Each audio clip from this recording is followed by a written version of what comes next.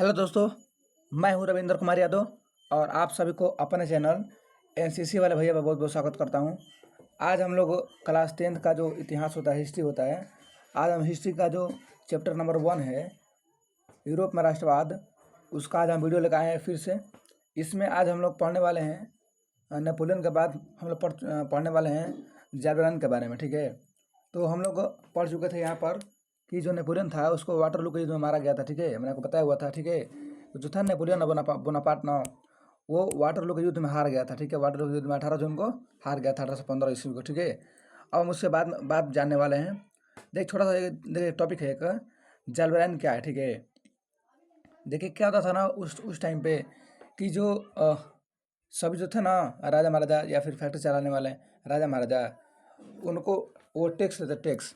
तो टैक्स लेने के लिए ना वो भेजते थे अपने लोगों को कि जाकर टैक्स वसूलो सभी लोगों से। ठीक है, तो जो भी वहाँ के लोग रहने वाले थे देश के, वो बोले ना कि राजा आपसे एक बात करनी है। मतलब जो भी आप टैक्स लेने आते हैं हमारे घर पे, हमारे मतलब द्वार पे, ठीक है, तो आप इस तरह से मत आइए। हम लोग ना आपको टैक्स वसूल के एक जगह आपको इकट्ठा दे देते हैं। ठीक है, तो आप आते हैं तो हमको खराब लगता है, तो इसलिए आप मत आइए। हम लोग आपको ना टैक्स दे देंगे एक बार में, इकट्ठा करके सब लोग जुटा करके। ठीक है, तो राजा बोला हाँ भाई ठीक है, बहुत अच्छा है, कोई दिक्कत नहीं है। ठीक है, तो इसी के लिए ना वहाँ के लोगों ने बनाया एक संस्था। ठीक है, मैं वहाँ का था व्यापारी जो व्यापार करता था पैसा रुपया का, मतलब कि भैंस का या फिर जो भी चीज़ है। ठीक है, वहाँ का लोगों का व्यापार, वहाँ का लोग जो था ना व्यापारी, व्यापार करता था। तो व्यापारी लोगों ने मिलकर ना बनाया एक संस्था और उसका नाम था जाल्बेराइन। क्या नाम था? जाल्बेराइन। जानते हैं आपको परीक्षा में एक क्वेश्चन पूछता भी है कि जाल्बेराइन कैसे संस्था है? तो व्यापारियों की। ठीक है, व्यापारियों की पूछेगा जाल्बेराइन क्या है, तो आप क्या बोलिएगा बताइए? तो आप बोलिएगा कि जाल्बेराइन व्यापारियों की एक संस्था है। ठीक है, व्यापारियों की एक संस्था है। ठीक है, जिसका गठन 1834 में हुआ। ठीक है, 1834 में हुआ। ठीक है ना, यानी कि जाल्बेराइन जो है ना, वो संस्था है व्यापारियों का। इसका जो गठन है कब हुआ था? 1834 ईस्वी में हुआ था। जानते हैं इसका मुख्य कार्य क्या था? इसका मुख्य काम क्या था? व्यापारियों के हितों का रक्षा करना। हित मतलब होता है भलाई। मैंने व्यापारी अपने भलाई के लिए ये सब काम कर रहा था कि भाई राजा महाराजा आ रहा है, आप बिना मतलब का टैक्स ले रहा है, मतलब मेरा इज्जत भी खराब हो रहा है।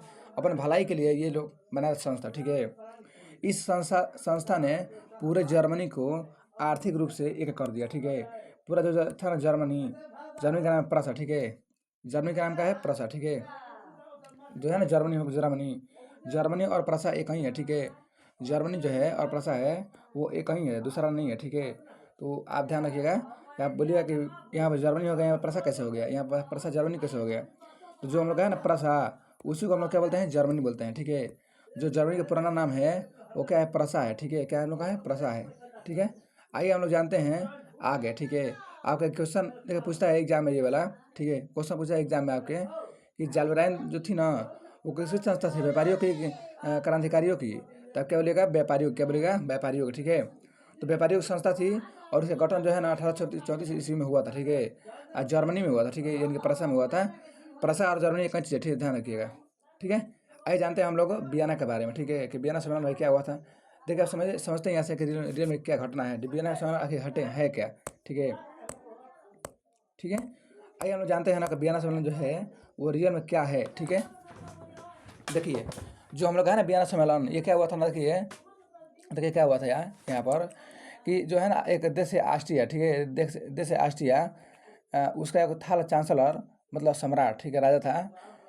आपको पता है एक चीज़ ना कि जो था ना हम लोग का नेपोलियन बोनापार्ट, वो जब हार गया था ना, जब हार गया था, ठीक है, हार गया था, तो हारने के बाद मतलब जो वहाँ का राजा था, महाराजा था, वो तो पूरा तंग आ गया था भाई नेपोलियन से, कि जो नेपोलियन है अच्छा अच्छा कार्य कर रहा है, पूरे फ्रांस को मिला कर रख दिया है भाई पूरा।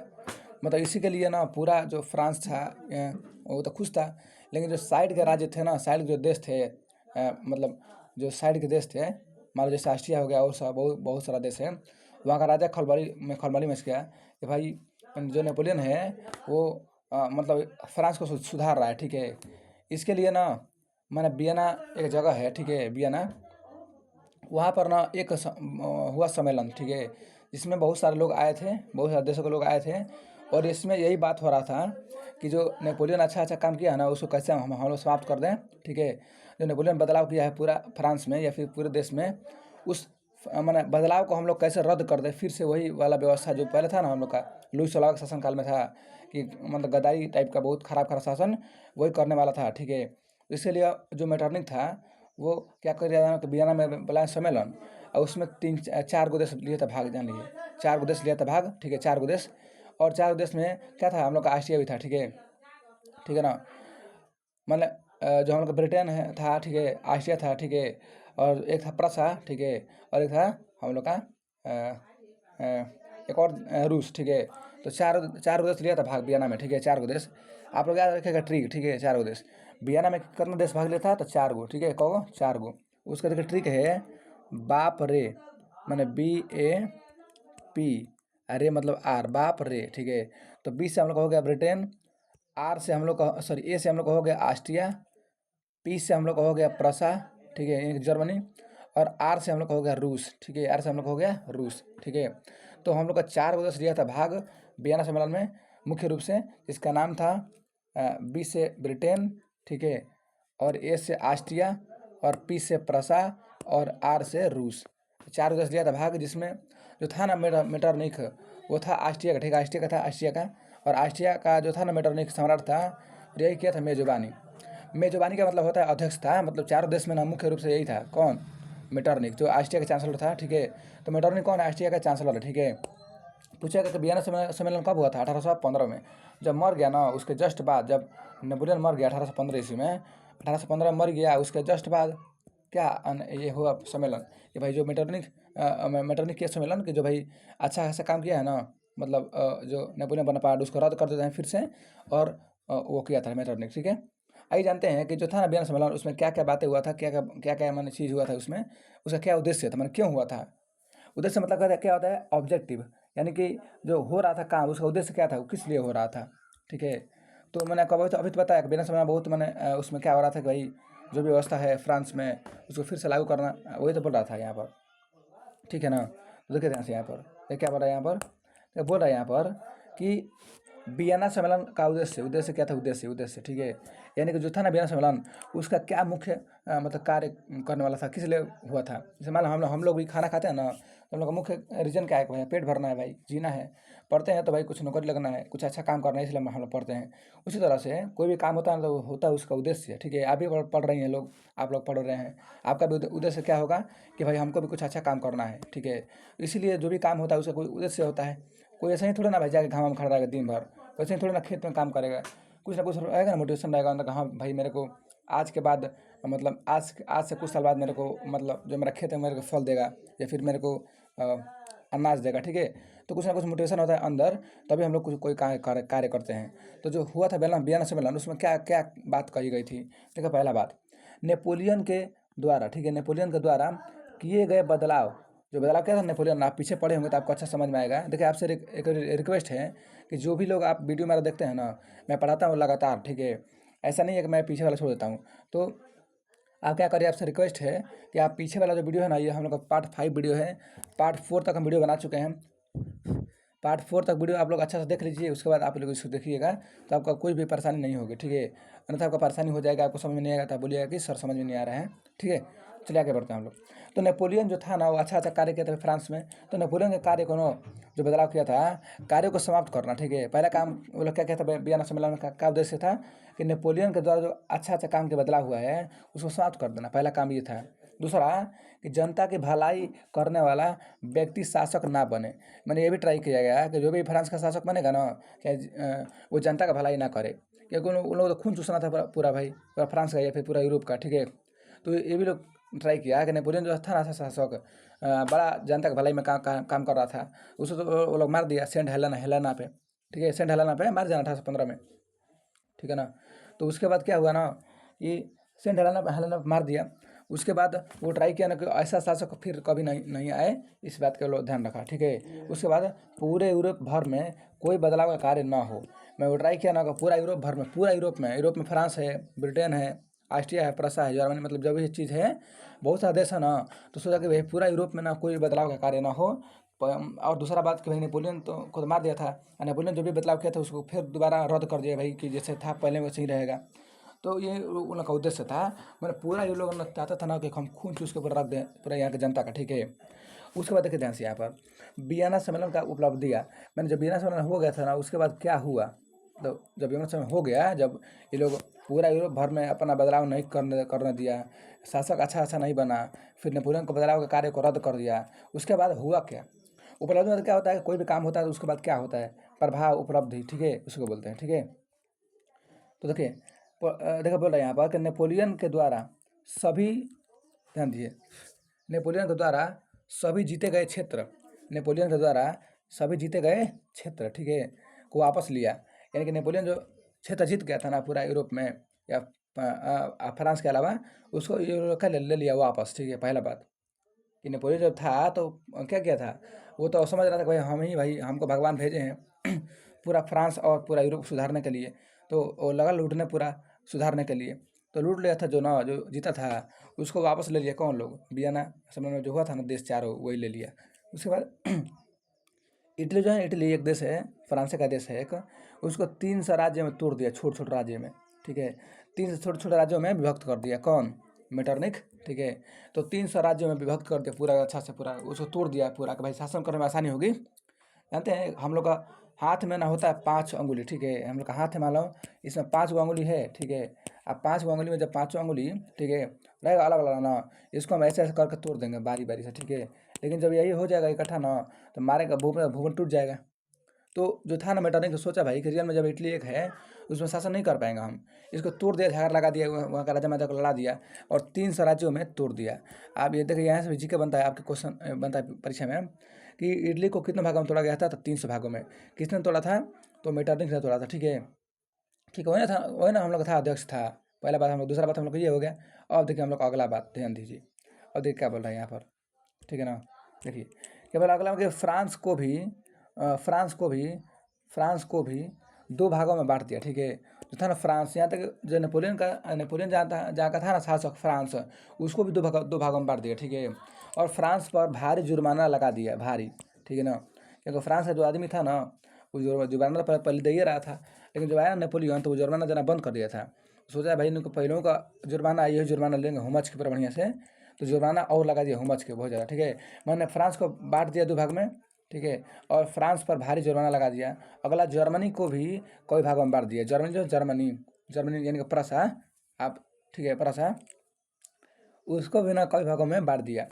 फिर बुर्बो वंश, ठीक है, पुनः बुर्बो राजवंश का स्थापित किया गया। आपको पता है ना कि लुई 16वां, लुई 18वां, लुई 17वां, मैं बुर्बो वंश का था। जौन आ रहा था ना मैंने बुर्बो वंश का, यानी कि जिसमें आ रहा था लुई, ये बहुत खतरनाक था, जान दीजिए। मैंने लुई 16वां, लुई 17वां में क्या था, बुर्बो वंश का था, ठीक है। तो ये वंश से खराब था, जानते हैं, वंश से बहुत खराब था।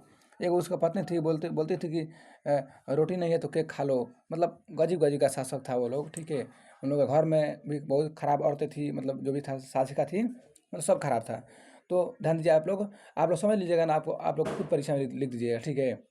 और दिखाइए हम क्या बात करते हैं मेटरनिख के बारे में, कि पूछेगा हम लोग से क्वेश्चन मेटरनिख कौन है, चाहे क्या था, तो हम लोग कैसे बोलेंगे परीक्षा में, एग्जाम में कैसे लिखेंगे हम लोग। और ये क्वेश्चन ना आपको एग्जाम में पूछता है, आपका हम एग्जाम के पॉइंट ऑफ व्यू से पढ़ा रहे हैं, ठीक है। अगर आपको एग्जाम में क्या पूछता है क्या नहीं पूछता है, उसके अनुसार आपको पढ़ा रहे हैं, ठीक है। तो कहीं ना कहीं हम ये सोच के पढ़ा रहे हैं कि आपके एग्जाम में अच्छा नंबर आएगा, ठीक है। चलिए देखते हैं मेटरनिख कौन था। मेटरनिख भाई कौन था भाई, तो मेटरनिख ऑस्ट्रिया का चांसलर था। पर आपको भी पता है कि ऑस्ट्रिया का चांसलर कौन था, तो मेटरनिख था, ठीक है। ये ना किया था वियना सम्मेलन, जो घोर प्रतिक्रियावादी था, मन बहुत खराब शासक था, ठीक है। वह उसका कहना था कि किसी राज्य में शासन करो, बोला था ना कि जनता का भलाई मत करो। मैंने जो था ना मेटरनिख कि बहुत खराब शासक था, ऑस्ट्रिया का चांसलर था भाई। ऐसे ने किया था ना 1815 में वियना सम्मेलन, कहता था ना भाई कि अगर राज्य में शासन करो ना उसका भलाई मत करो, खाली खून चूसो बढ़िया से। मैंने राज्य देखो साफ साफ यहाँ लिखा हुआ है, किसी राज्य में शासन करो, ठीक है, शासन तो करो लेकिन जनता की भलाई मत करो। ये कौन बोलता था, मेटरनिख बोलता था। ये इसका मतलब ऐसे क्या है हम लोग का, मतलब इसका बारे में लिखा गया है, ठीक है। आपको ये लिखना है एग्जाम में, अगर पूछेगा 2 नंबर वाले में, ठीक है। और देखिए मेटरनिख काल क्या है, आपसे पूछेगा क्वेश्चन में, जानते क्या है। मेटरनिख काल कुछ है नहीं, मैंने मेटरनिख का जो है ना शासन, मेटरनिक काल का मतलब क्या? मेटरनिक मतलब मेटरनिक है, काल मतलब समय। मैंने मेटरनिक का समय क्या क्या था? तो समय तो ये थोड़ा ना भाई, देखो समय का मतलब क्या होता है इसमें ना, इसमें ये बोला है कि मेटरनिक जब हम लोग का नेपोलियन बोनापार्ट हार गया 1815 में, तो 1815 से लेके, ठीक है, 1815 से मतलब 1815 से, ठीक है, 1815 से लेके 1848 तक, ठीक है, मैंने 1815 से लेके 1848 तक, ठीक है, 1848 तक जो था ना मेटरनिक, वो मतलब उसको उसको क्या बोले, उसको अच्छा से मतलब उसी का राज था, समझ लीजिए एक प्रकार से। मैंने 1815 से लेके 1848 तक ना उसी का राज था। इसीलिए इसको बोलते हैं मेटरनिक का काल, ठीक है, मेटरनिक का युग बोलते हैं, ठीक है, ठीक है।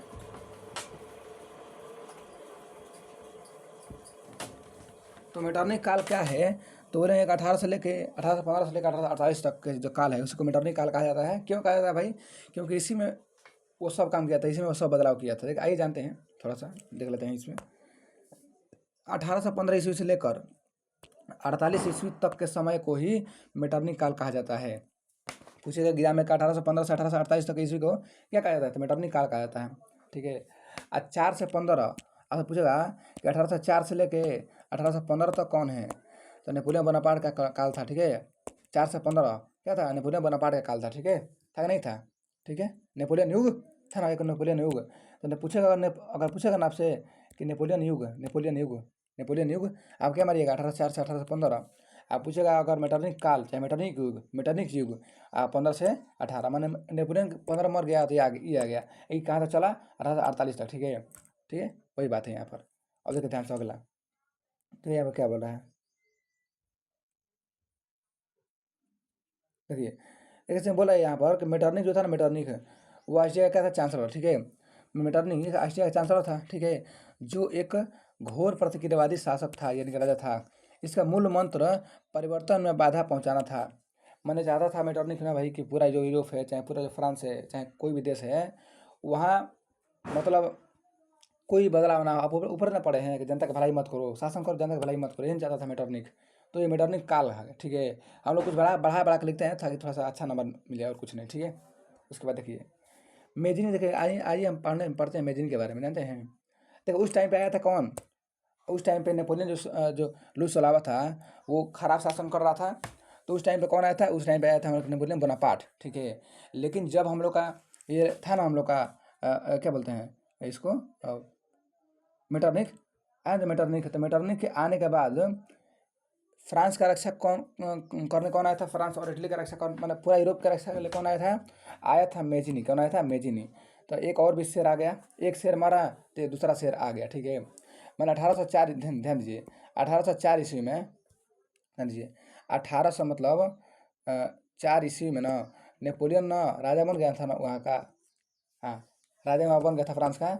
1805 में इसका जन्म हो गया, ठीक है, मैंने एगो राजा बना था, एगो दूसरा का शेर का जन्म हो गया, ठीक है। तो मेजिनी जो था उसका जन्म कब हुआ था? 1815 में। ये भी क्या था? ये भी हम लोग का वहाँ का मतलब इसे जन्म क्या होता है? जेनेवा में। कहाँ हुआ था? जेनेवा में, ठीक है। तो जो था ना मेजिनी, वो भी मतलब फ्रांस के क्रांति में, या फिर आप बोले इटली के, पूरा यूरोप में इसका बहुत ज़्यादा महत्वपूर्ण योगदान था आज़ाद कराने में एकीकरण, ठीक है। देखिए बोल रहा है यहाँ पर कि मेजनी का जन्म 1805 ईस्वी में कहाँ होता? जेनेवा में। अब ध्यान रखिए कि जब 1804 में बना ना वो नेपोलियन बोनापार्ट, जब राजा बना उसके एक साल बाद ना एक और आ गया, इसका नाम था मेजिनी, ठीक है, मेजिनी आ गया। आज जेनेवा कहाँ हुआ था? जेनेवा में। जेनेवा एक देश है, ठीक है, वहीं वहीं पर जन्म इसका हुआ था। उसके बाद देखिए ध्यान से यहाँ पर क्या बोल रहा है, तो बोला यहाँ पर कि मेजिनी को इटली के एकीकरण का मसीहा है, ठीक है। देखिए जो है ना मेजिनी, आपको पता है कि जो है ना इटली, उसको जो था ना मेटरनिक, वो 300 राज्यों में तोड़ दिया था। आपको पढ़ाए हैं पीछे हम कि 300 राज्यों में तोड़ दिया था मेटरनिक इटली को। तो एकीकरण का मतलब क्या होता है? किसी भी देश को एक करना, माने किसी भी देश को एक में मिला देना, क्या कहलाता है? एकीकरण। यानी कि जो इटली इटली था उसका सभी राज्य बिखर गया था, तो बिखरे हुए राज्यों को मिलाया था ना हम लोग का मेजिनी, इसीलिए उसको क्या बोला जाता है? इटली के एकीकरण का मसीहा। मसीहा मतलब भगवान, ठीक है, ठीक है, मसीहा मतलब भगवान। तो पूछेगा ना कि इटली के एकीकरण का मसीहा कौन है? आपका बोलिएगा मेजिनी। क्या बोलिएगा? मेजिनी। अब देखिए ये बहुत अच्छा अच्छा आदमी था, ठीक है। ये क्या बोल रहा है इसमें, इस बारे में बोला था कि यहाँ पर कि यह कर्मठ मतलब क्या? अच्छा काम करने वाला। कर्मठ मतलब क्या? कर्मशील, मतलब अच्छा काम, मेहनती कार्यकर्ता, कर्मठ कार्यकर्ता, ठीक है। लेखक था, लेखक यानी कि किताबें लिखता था, और था दार्शनिक।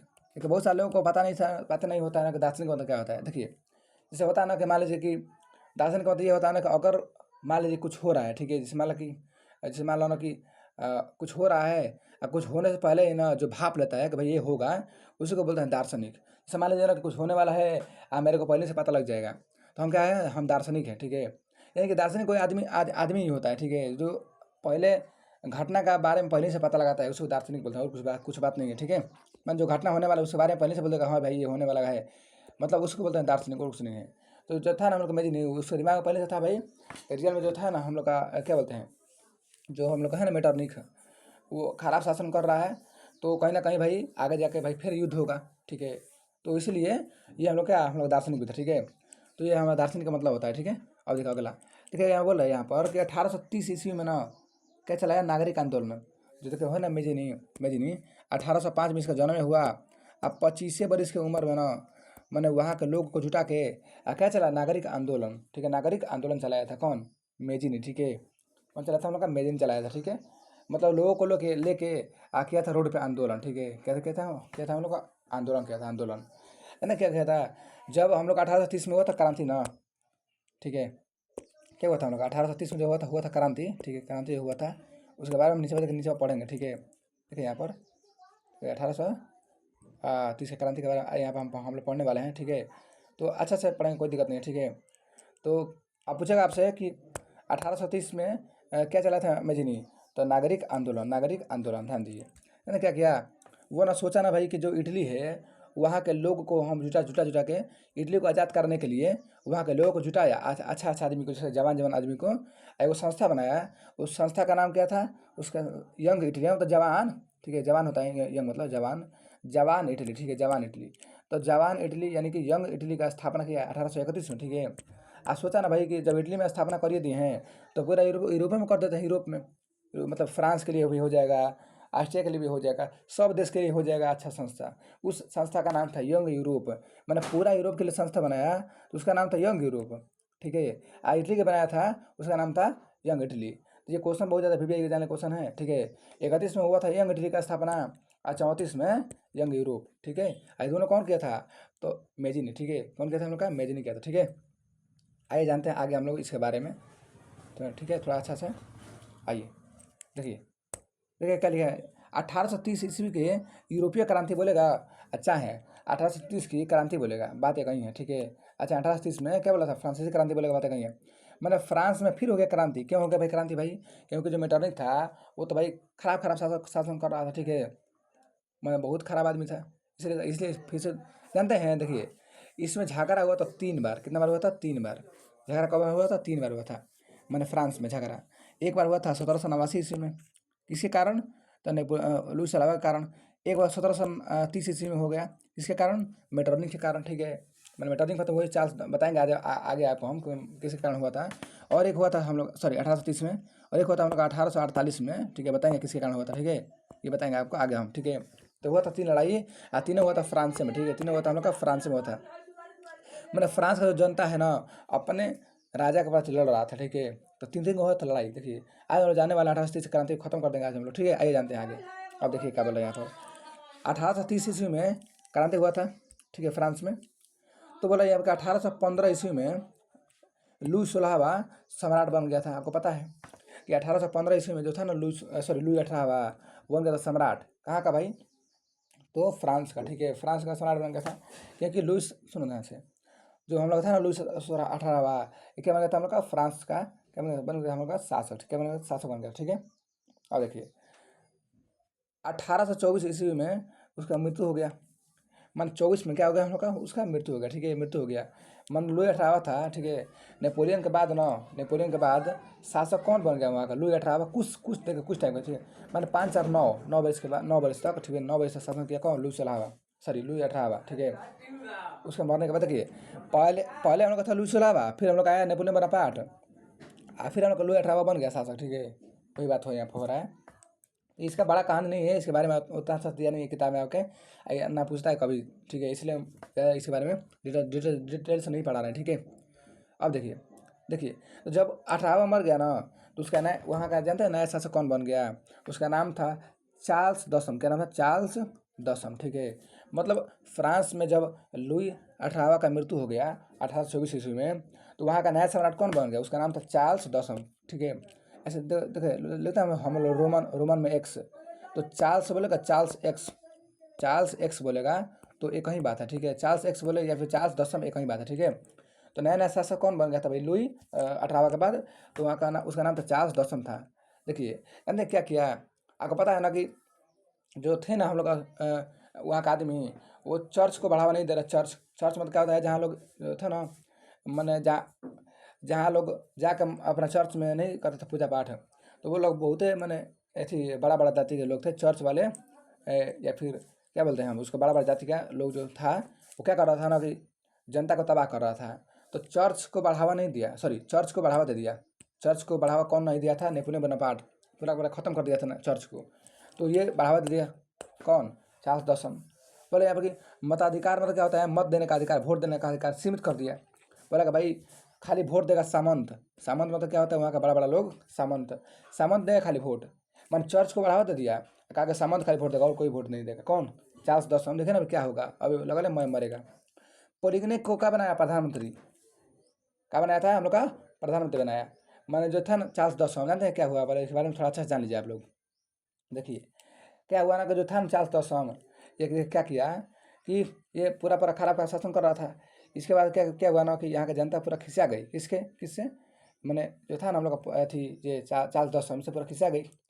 तो जो गए गए ना, ये देखिए जो था उस टाइम को जो था अच्छा अच्छा आदमी, ठीक है, जो था ना हम लोग का चार्ल्स दसम, तो इसके शासनकाल में ना एक बन गया हम लोग का एक हम लोग का बन गया मैंने कंपनी, ठीक है। कंपनी, ठीक है, मैंने कंपनी वाले थे, ठीक है। कंपनी वाले थे, कंपनी वाले थे। और दूसरा था जो हम लोग का, वो था हम लोग का कंपनी वाले थे। और दूसरा था हम लोग का, मान लीजिए कि बड़ा बड़ा जमींदार, बड़ा बड़ा जमींदार था। तो जमींदार जो था ना, वो भी मजदूरों का खून चूस रहा था, जमींदार। और जो था ना कंपनी वाला, मतलब फैक्ट्री वाला, वो भी मजदूरों का खून चूस रहा था। तो मजदूर जो गए भाई राजा के पास।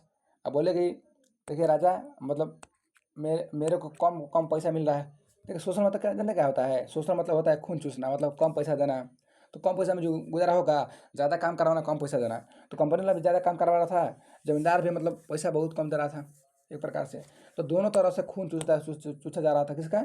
मजदूरों का, ठीक है। तो मजदूर लोग गए भाई चार्ल्स दसम के पास कि देखिए आप हमारी सहायता कीजिए, आपके जो भी जमींदार हैं और जो भी हम लोग का क्या बोलते हैं उसको, फैक्ट्री वाले हैं, वो हम लोग को बहुत ज़्यादा मतलब प्रताड़ित कर रहे हैं, हम लोग को खून चूसने का काम कर रहे हैं। मतलब पैसा कम दे रहे हैं, ज़्यादा काम करवा रहे हैं हमको। हम लोग का पढ़ाई लिखाई मतलब बच्चों का कैसे होगा, हम लोग कैसे जिएंगे, हम लोग कैसे खाएंगे, इस सब बातों को लेकर वो लोग बोला।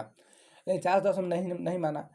इसका भी एक कारण था ना कि क्यों नहीं माना भाई, क्योंकि जो चार्ल्स दसम था, इनको ना जो था ना कंपनी वाला, वो देता था टैक्स, ठीक है। और देता था टैक्स भाई, तो कैसे बोलेगा? नहीं नहीं बोलेगा। अगर बोलेगा तो फिर टैक्स नहीं मिलेगा। तो टैक्स लेने के लिए ना ये नहीं बोल पाया। ये फेरा में था, तो ऐसा बात नहीं है, जो था ना चार्ल्स दसम ये फेरा में था कि सुधार दें। लेकिन क्या बात था ना कि भाई ये अब पैसा देता था तो कहाँ से बोलेगा? नहीं बोलेगा। जो ज़मींदार था ये भी देता था टैक्स, तो दोनों से आता था टैक्स। तो जाने का कोई फ़ायदा नहीं हुआ। मजदूर लग गया इनके पास कि भाई मेरी सहायता करो, ये नहीं बोला। कुछ नहीं, आराम से सोता रहा, कुछ नहीं बोला। फिर बहुत सारे लोग, अच्छा अच्छा आदमी, दार्शनिक लोग, ठीक है ना, माने बहुत अच्छे अच्छे आदमी, दार्शनिक लोग, ठीक है ना, गए इनके पास कि भाई देखिए हमें सहायता कीजिए, ठीक है, सहायता कीजिए हमारी। और मैंने मजदूर को सहायता कीजिए, नहीं तो मजदूर लोग आंदोलन कर देंगे। आप आपके आपके आपके पक्ष, आपके विपक्ष में आंदोलन कर देंगे, फिर क्रांति हो जाएगा। आप बचा लीजिए पूरे पूरा मतलब पूरा देश को अपना बचा लीजिए, पूरा फ्रांस को बचा लीजिए। लेकिन फिर भी चार्ल्स दसम नहीं सुना, ठीक है। तो नहीं सुना, इन सभी के बाद भी नहीं सुना। तो वहाँ पर देखिए क्या हुआ आगे जाके, ठीक है, देखिए क्या हुआ वहाँ पर, देखिए। तो जानते हैं दिमाग लगाया एक, क्या जो था ना हम लोग चार्ल्स दसम दिमाग लगाया कि भाई मेरे से जनता अगर ना खुश है, तो बनाया एगो नया प्रधानमंत्री। उसका नाम क्या था? उसका नाम था पोलिगनिक। क्या नाम था? पोलिगनिक, ठीक है, पोलिगनिक। अब ये क्वेश्चन ये परीक्षा पूछता है, ठीक है, कि चार्ल्स दसम ने किसको बनाया था प्रधानमंत्री? तो उसका नाम था पोलिगनिक, ठीक है, बनाया प्रधानमंत्री। भाई किससे कम से कम खुश हो जाओ। ये भी तो खराब ही था।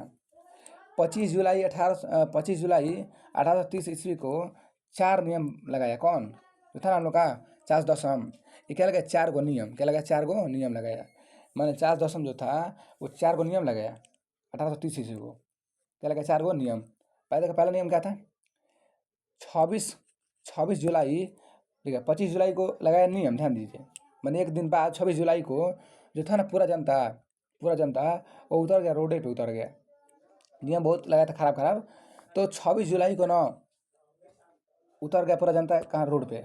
किसी को रोड पे आ गई, क्या कर दिया, क्या कर दिया, आंदोलन कर दिया, आंदोलन। समझाया था भाई पहले कि भाई मान जाओ, नहीं माना।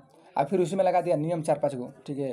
तो पूरा वहाँ जनता खिंचा गया। आज जस्ट एक ही दिन बाद, जानते हैं, एक ही दिन बाद आ गया रोड पे। 3 दिन में पूरा समाप्त कर दिया युद्ध, पूरा युद्ध समाप्त कर दिया। तो 26 जुलाई को पूरा जनता सड़क पे आ गया। यह आंदोलन, ठीक है ना, 3 दिन तक चला था, ठीक है। 1830 में हुआ था ना, कितने दिन चला था, 3 दिन तक, 3 दिन तक। जिसे फ्रांस के इतिहास का सबसे गौरवशाली दिन कहा जाता है। सबसे गौरवशाली दिन जो था ना, ये 3 दिन इतना खतरनाक था, इतना खतरनाक फ्रांस में, पूरा यूरोप में, कि इतना तहलका मच गया था 1800, मैंने हम क्या बोले आपसे, इसीलिए इसका क्या बोला जाता है, तो गौरवशाली दिन बोला जाता है। गौरवशाली मतलब क्या है, महत्वपूर्ण दिन। 31 जुलाई को चार्ल्स दसम इंग्लैंड भाग गया। डर ही भाग गया भाई कि अब तो भाई जानता मेरे को छोड़ेगा नहीं, बहुत मार मारेगा मेरे को। तो डर से ना पूरा मैंने यूरोप छोड़ के ये भाग गया। कहाँ भाग गया, इंग्लैंड, ठीक है। भाग गया कहाँ, इंग्लैंड भाग गया। फिर देखिए यहाँ पर क्या बोला है, भाग गया यहाँ पे इंग्लैंड। और फिर यहाँ पर क्रांति हो गया था, ठीक है ना, 30 ईस्वी में भाग गया। बोर्बो वंश के समाप्ति के बाद, माना बोर्बो वंश समाप्त हो गया पूरा, ठीक है ना। वहाँ संवैधानिक राजतंत्र आ गया। संवैधानिक का क्या होता है कि वहाँ पर संविधान लागू हो गया, ठीक है। और लोग अपना राजा चुनने लगे, अपने मन से, ठीक है, अपने मन से चुनने लगे राजा, ठीक है ना, अपने मन से चुनने लगे राजा। और लुई जो था ना बोर्बो वंश, वो समाप्त कर दिया गया। जहाँ था ना लोग बोर्बो वंश, इसको समाप्त कर दिया गया। एक आया नया नया वंश। उस वंश का नाम क्या था, माना बोर्बो वंश का स्थान पे कौन सा वंश आया नया, उसका नाम था आयरलेंस वंश। क्या नाम था, आयरलेंस वंश, ठीक है। आयरलेंस वंश स्थापना हुआ, ठीक है। तो उसको समाप्त कर दिया गया। वो तो भागा इंग्लैंड, ठीक है, डर ही भागा इंग्लैंड। उसके बाद क्या, कौन सा स्थापना हुआ, किसका, तो उसका नाम था आयरलेंस वंश। तो आयरलेंस वंश की स्थापना हुई और लुई फिलिप राजा बन गया, ठीक है। मैंने आयरलेंस वंश का राजा था, उसका नाम क्या था, लुई फिलिप। तो लुई फिलिप नाम का जो शासक था, वो किस वंश का था, आयरलेंस वंश का था, ठीक है। यानी कि जो था ना हम लोग का बोर्बो वंश समाप्त कर दिया गया। और उसके बाद नया राजा कौन बन गया वहाँ का, तो लुई फिलिप, ठीक है। यानी कि 1830 की क्रांति के बाद और यहाँ का राजा कौन बना, तो लुई फिलिप बन गया, ठीक है। अब देखिए, अब पूछेगा था एग्जाम में, 1830 ईस्वी क्रांति के कारणों को लिखिए, का था कारण, ठीक है, का था कारण, मैंने कहा हुआ था लड़ाई। तो आप नहीं लिखिएगा भाई कि राजा खराब था, इस वजह से पूरा मैंने बहुत ज़्यादा खराब काम कर रहा था। आप तो आराम से लिख दीजिएगा, लेकिन फिर भी आपको हम लिख दिए हैं यहाँ पर। आप देखिए क्या लिखे हैं, देखिए। फ्रांस 1830 ईस्वी में, फ्रांस में 1830 ईस्वी में क्या होता है, गृह युद्ध मतलब क्या होता है, घर में हो गया था युद्ध। और फ्रांस में ना हुआ था युद्ध। तो 1830 ईस्वी में गृह युद्ध हुआ था, जिसे जुलाई 1830 की क्रांति कहा जाता है, ठीक है। माने फ्रांस में क्या होता है, 1830 ईस्वी में अपने घरों में लड़ाई हो गया था, मतलब पूरा देश में लड़ाई हो गया था। उसको क्या बोलते हैं, गृह युद्ध। और उसका नाम क्या है, जुलाई 1830 की क्रांति, ठीक है। उसके बाद जानते हैं जो है 1830 की क्रांति, इसी को बोलते हैं जुलाई की क्रांति। क्या बोलते हैं, जुलाई की क्रांति बोलते हैं। मेटरनिख का कथन क्या जानते हैं, मेटरनिख क्या बोला था, इस वक्त जो भी लड़ाई हो रहा है, या शुरू हो रहा है फ्रांस से, मैंने फ्रांस में लड़ाई हो रहा है, उसके बाद पूरा यूरोप में लड़ाई हो रहा है। फ्रांस से शुरू हो रहा है, पूरा यूरोप में ख़त्म हो रहा है। तो बोला था कि देखिए क्या बोला था मेटरनिख, क्या बोलते हैं एक बात, कि जब फ्रांस सीखता है ना, तो पूरा यूरोप का क्या पता है, सर्दी बुखार होता है, सर्दी बुखार। मैंने आज जानता है, क्वेश्चन पूछता है आपके परीक्षा में कि जब फ्रांस सीखता है तो पूरे यूरोप को सर्दी बुखार होता है, कौन बोला था, मेटरनिख जो था ना आर्चरी चांसलर, वो बोल दिया था। इसी तरह जब फ्रांस जो भी लड़ाई कर रहा है ना, तो पूरा यूरोप में लड़ाई हो जा रहा है। मैंने फ्रांस छिड़क रहा है, छिड़कता है, मैंने क्या उससे सर्दी हो रहा है, तो पूरा सर्दी बुखार हो जाए पूरा यूरोप को, मैंने पूरा यूरोप को सर्दी बुखार हो जा रहा है। ये बोला था कौन, मेटरनिख बोला था, ठीक है। आइए आगे देखते हैं इसमें हम। अब देखिए क्या बोला यहाँ पर कि इस क्रांति में चार्ल्स दसम एक स्वेच्छाचारी निरंकुश राजा था। स्वेच्छा मतलब क्या था, अपने इच्छा से काम कर रहा था, मतलब बहुत खराब था, ठीक है। जो था ना चार्ल्स दसम, वो बहुत खराब शासक था, जिसने प्रतिक्रियावादी शासक पोलिगनेक को क्या बना था, प्रधानमंत्री, ठीक है। जिसका विरोध जिसका विरोध उग्रवादियों ने किया, ठीक है। उग्रवादी में क्या होता है, जो फ्रांस का चाहे जो देश का चाहते थे भलाई चाहते थे, उन लोगों का विरोध किया। मैंने था ना पोलिगनेक, ये भी बहुत खराब था। नहीं आपको बताया था हम पीछे अभी, ये पोलिगनेक को बनाया प्रधानमंत्री। पोलिगनेक भी बहुत खराब शासक था, ठीक है, बहुत खराब था, बहुत मतलब एक प्रकार से बहुत खराब काम कर रहा था, ठीक है। तो देखिए कितना आसान है, क्रांति क्या है भाई, तो गृह युद्ध हो गया था। मेटरनिख बोला कि भाई फ्रांस सीखता है तो पूरा बुखार हो जाता है। चार्ल्स दसम खराब था, मैंने अपना मन से शासन शासन करता था, वो बना दिया प्रधानमंत्री किसको, पॉलिटेक्निक को, ठीक है। इसलिए वहाँ पर लड़ाई हो गया, ये ना हम लोग का था कारण, ठीक है। आइए हम लोग देखते हैं आगे, और ठीक है आगे देखते हैं, ठीक है। अब देखिए हम लोग आज तो नहीं जानेंगे, चलिए हल्का फुल्का जान लेते हैं, ठीक है। नहीं तो हम देखिए शुरू करेंगे, आगे जान लेते हैं थोड़ा सा प्रभाव है, ठीक है, कि 1830 ईस्वी की क्रांति का प्रभाव, ठीक है। मैंने जब क्रांति हो गया ना पूरा, जब खत्म हो गया तो प्रभाव क्या पड़ा, ठीक है, क्या प्रभाव हुआ पूरा यूरोप में 1830 क्रांति का, ठीक है। 1830 क्रांति का प्रभाव, ठीक है, प्रभाव ये था कारण कि क्यों हुआ था, एगो प्रभाव मैंने होने के बाद क्या हो गया, ठीक है। तो वियना सम्मेलन जो था, वियना सम्मेलन, उसका जो लक्ष्य था वो क्या हो गया, असफल, मतलब बर्बाद हो गया। अच्छा, वियना सम्मेलन क्या हो गया था भाई, कि फ्रांस का या किसी भी देश का विकास ना हो, वहाँ पर कोई शासक अच्छा से ना बने। आगे पीछे तो बताएं, पीछे अभी हम बताए हैं आपको। तो फ्रांस का कोई अच्छा शासक ना बने, फ्रांस में अच्छा व्यवस्था ना हो, ठीक है, और नेपोलियन बोनापार्ट का जो कार्य समाप्त कर दिया गया था, ठीक है। ये ना वियना सम्मेलन में ही ना हम लोग का बात किया गया था। तो वियना कांग्रेस के लक्ष्य को क्या कर दिया गया, खराब कर दिया, पूरा हो गया असफल, मैंने खराब कर दिया गया, ठीक है। पूरा यूरोप में सामाजिक आर्थिक राजनीतिक क्षेत्रों में विकास, ठीक है, मैंने पूरा जो था ना यूरोप हम लोग का, फ्रांस ऑस्ट्रिया सब देश में समाज का विकास हो गया, पैसा रुपये का विकास हो गया, ठीक है ना। था ना राजा महाराजा जो था उसका भी विकास हो गया, ठीक है, अच्छा से मैंने पूरा सब चीज़। देशभक्ति की भावना को बढ़ाया गया, ठीक है, कि भाई अगर कोई शासन करेगा ना तो उठा के पटक देंगे हम लोग, ठीक है, छोड़ेंगे उसको नहीं, ठीक है।